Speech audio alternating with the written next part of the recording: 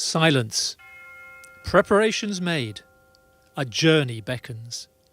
The same one every year. The trip never seen, and yet we know it happens. On the 24th of December, he will once again travel across the entire world in a single night. But how do we know this? Dutch settlers in America named him Sinterklaas. The French spoke of the Père Noël. But whether you know him as Santa, Kris Kringle, or Father Christmas, he is nowadays one and the same.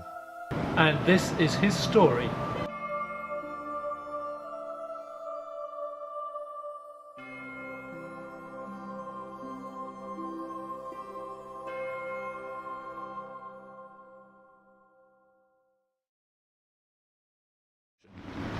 We all know him, the large man with the bushy white beard in the red suit, checking his list twice, scoffing mince pies as his reindeer pull a sleigh laden with presents through the night sky. This traditional image has remained a prominent feature in the public consciousness for years, and yet long gone are the days of delivering fruits and simple wooden toys. The fact that his elves now manufacture technological products is proof that he has adapted to the 21st century. But this is not the only thing about him to have changed. If you've ever seen Father Christmas on a television advert, then you've most likely and unwittingly witnessed a piece of Christmas history. For it was in the 1920s that an American company started to use his image to advertise their soft drink products. Hudson Sundblom's rendering of Santa from the 1930s is today instantly recognisable.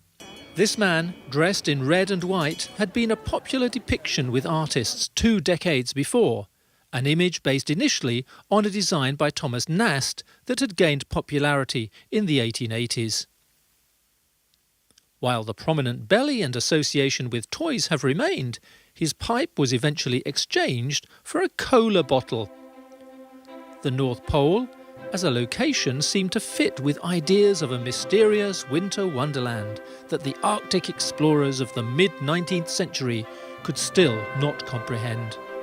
20 years before, though, Nast had presented an alternative version for Harper's Weekly magazine, which featured a man dressed in stars and stripes, but, as it turned out, Nast had himself been influenced by something quite different. 'Twas the night before Christmas, and all through the house not a creature was stirring, not even a mouse.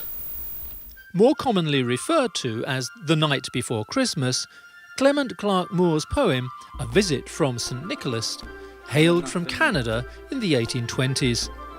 At this time, we hear mentions of Saint Nick. Dressed all in fur, his clothes tarnished with ashes and soot. He possessed a sleigh full of toys, pulled by 8 tiny reindeer. With the 9th, Rudolph the Red-Nosed Reindeer, being introduced in a song of the same name in 1949. Indeed, the poem proved popular with the Moore children for whom it had been written, despite claims that this work had instead been penned by Henry Livingston Jr. for having filled all the stockings hung by the chimney. Up the chimney he rose, he drove out of sight. For the Victorians, such tales proved very entertaining. Charles Dickens' A Christmas Carol, for instance, had referenced a jolly giant, glorious to see, clad in green to symbolise the coming spring, as he sat amidst all manner of festive food. Leaves of holly, mistletoe and ivy reflected back the light of a roaring fire. The sort of heartwarming description one might attribute to a Father Christmas-type figure somewhat personified here in the Ghost of Christmas Present. Father Christmas's theatrical presence had not gone unnoticed, for before these literary adaptations, he had appeared in a selection of mummers or folk plays, staged by troops of amateur performers. His character already well established by the 18th century, in what may be considered by some to to be a forerunner of pantomime of today. In fact, Father Christmas portrayals throughout the years have been varied, to say the least, from a devilish character to that of a disabled soldier. The Country Squire, in 1732, depicts old Squire Christmas as being of great generosity in an age where others are stingy nowadays. While A Christmas Tale, in 1774, described him thus: Once loved and honoured, Christmas is my name. Indeed, something of this goodwill made an earlier appearance in royalist pamphlets produced during Oliver Cromwell's protectorate, intent on harking back to the good old days before the Commonwealth. During the 17th century, the English Civil War had raged between the King and his Parliament. Following Charles I's execution, the Puritan government had proceeded to abolish anything that diverted attention away from work and prayer. Theatres closed and certain traditional customs were abolished, including supposed papist celebrations like Christmas. From 1644 until 1660, it was illegal to partake in these celebrations, with such actions dividing opinions and prompting violent clashes in major towns and cities like London. The year 1658 saw Josiah King's publication of The Examination and Trial of Old Father Christmas satirise the politics of the day by having the Commonwealth government put Father Christmas on trial. It was only with the restoration of the monarchy that this religious festival was finally reinstated. But when it was, King's reprints depicted a much humbler Father Christmas with cherry cheeks, veiled with snow-white tiffany, the true emblem of joy and innocence. His attire too seemed to have no definitive colour scheme, varying between blues, yellows, browns and reds. A court masque from 1638 deemed Christmas an old reverend gentleman in a furred gown and cap, the king of good cheer and feasting, compared to an earlier one from 1616 where he, attired in round hose, long stockings, a close doublet, a high-crowned hat with a brooch, a long thin beard, a truncheon, little ruffs, white shoes, his scarfs and garters tied cross. He introduces himself. I am no dangerous person. I am old Gregory Christmas still, as good a Protestant as any in my parish. Interestingly, in this festive story, Lord Christmas has fathered 10 sons and daughters who, accompanied by Cupid, all proceed to enter the court singing. With names like Misrule, Carol, Minced Pie, Gambol, Post and Pear, New Year's Gift, Mumming, Wassail, Offering and Baby Cake, we can get some idea as to the sorts of things held dear in a Jacobean Christmas. Up until 1553, the presence of a Lord of Misrule, usually an abbot or King Christmas, presided over the direction of the season's entertainments in his own mock court for anything up to 3 months. In similar fashion to the Green Man's dominion over great halls, the Lord of Misrule attended universities and great houses to oversee feasting, masques and plays. Scotland's Abbot of Unreason did the same thing, although such practices were not entirely new. The god Kronos, in the poem Saturnalia, described how the Roman festival of the same name had seen no business allowed, games of dice, appointing of kings and feasting of slaves, singing naked. The Oak King of Celtic tradition, or Old Man Winter, as he became known in the Middle Ages, seemed to derive much darker origins though. As Europe became Christianized, it is believed that the Germanic regions began to merge their pagan midwinter traditions with stories of the Viking god Odin.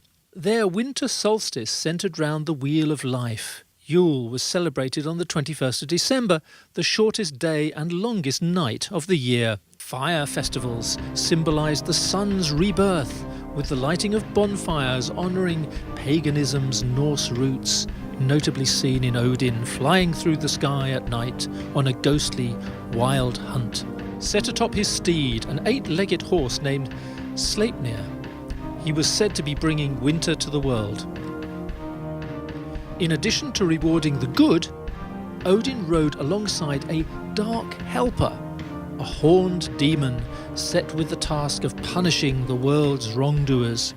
By medieval times, the Dark Helper had become the servant to Odin's much cheerier Christian replacement, presented in the form of the devout yet fiery 4th century Bishop of Myra, St. Nicholas.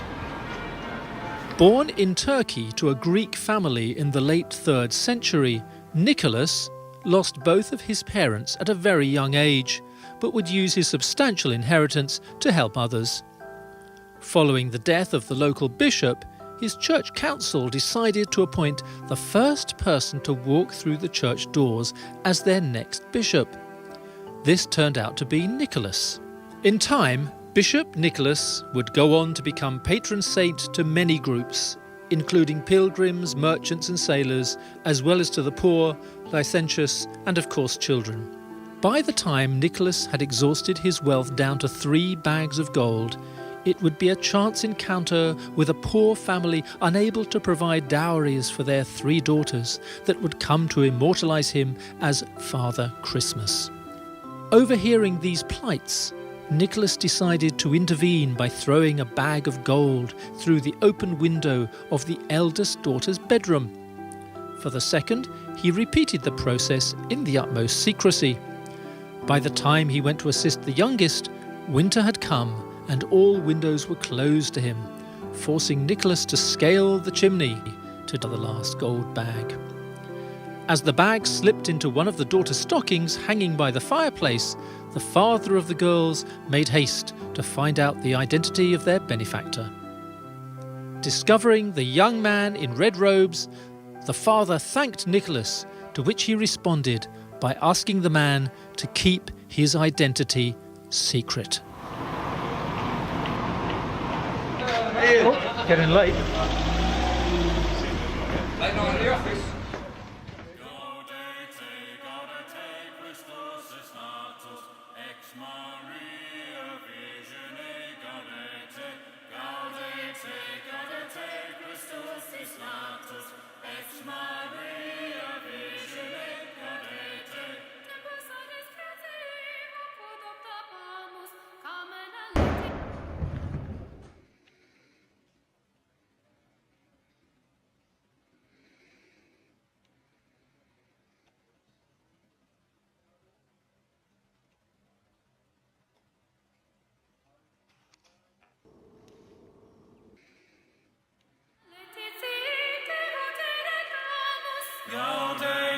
Gaudete, Christus is natus, ex Maria Virgine, gaudete, gaudete, gaudete, Christus is natus, ex Maria Virgine, gaudete.